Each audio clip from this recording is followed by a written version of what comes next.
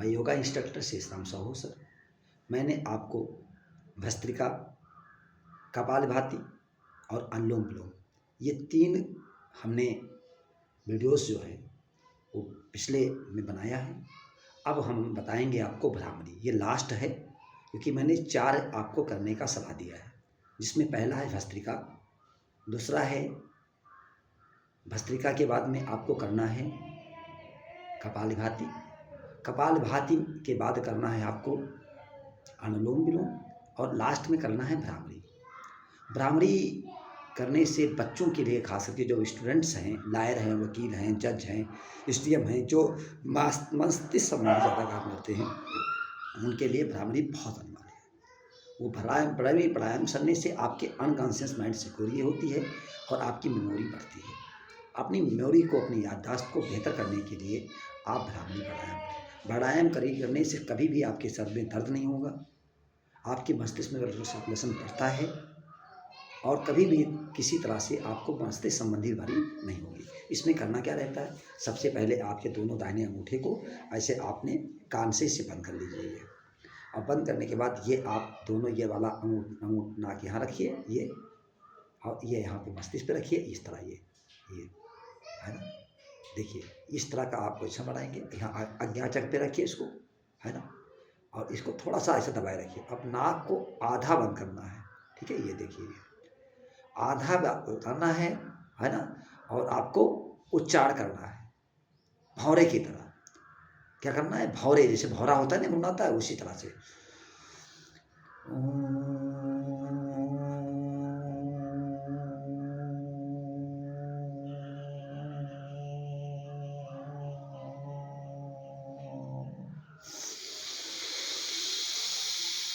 इसमें सांस को, जब सांस खत्म हो जाए और सांस भरने के लिए आप नाक का ही इस्तेमाल करेंगे।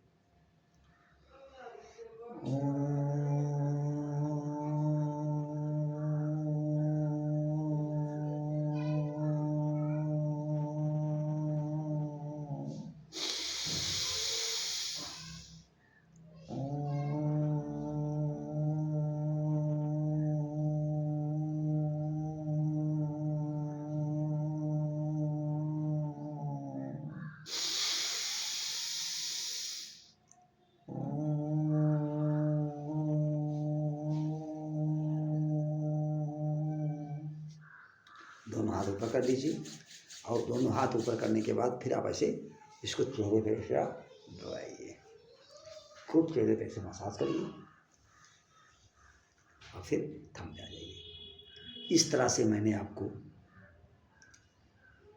पहले बताया, मैंने BP1 जिसको आप आराम से बेड पे करते हैं, BP1 बताया। फिर आपको बताया मैंने भस्त्रिका के बाद में बताया मैंने कपालभाति, अनुलोम विलोम, भ्रामरी। ये सब नियमित रूप में आप अभ्यास करें, निश्चित रूप पे आप स्वस्थ रहेंगे। मैं yoga instructor Sheshram Sahu sir. कैसा लगा दोस्तों मेरा वीडियोस? और दूसरी बात, आप थोड़ा खान पान पे विशेष ध्यान देना है। खान पान में आप तली भुनी चीज़ें ना खाएं। आप मस्टर्ड यानी सरसों के जो रिफाइन बैल कोल्हू तेल है, रिफाइन है, इससे बिल्कुल इस्तेमाल ना करें। आप शुद्ध सरसों के तेल का या तेल, जो भी आप तेल है, वो अपने सामने आप कहीं पे चले जाएं और वहाँ शुद्ध तेल निकलवा करके उसका सेवन करिए। वो आपके सेहत के लिए फ़ायदा। बाज़ार में बिकने वाली और जो सिलबट्टा होता है, मसाले का इस्तेमाल आप कितना भी ब्रांडेड क्यों ना हो, चाहे कैच का हो, चाहे अशोक का हो, किसी का भी, गोल्डी का हो, मसाले आप बाज़ार से ना खरीदें। घरों पे अपने सिलबट्टे पे कूट करके बढ़िया मिक्सर में पीस करके उसी का इस्तेमाल करें, क्योंकि जो बाज़ार से बिकने वाली चीज़ें हैं वो बहुत नुकसान करता है। दूसरी बात, आपके खान पान में जैसे आप गेहूं का ही आटा है, गेहूं के आटे में थोड़ा सा बेसन मिला लिया करिए, खाइए।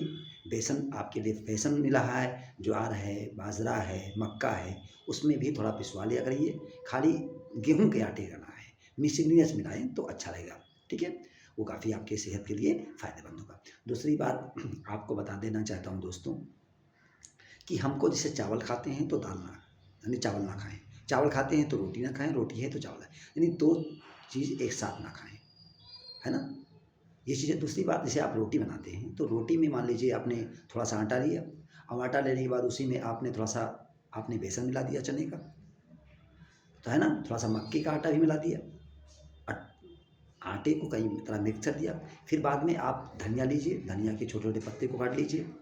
आप थोड़ा-सा पालक लीजिए, पालक के छोटे बच्चे को टुकड़े-टुकड़े के रूप में छोटा-छोटा काट लीजिए।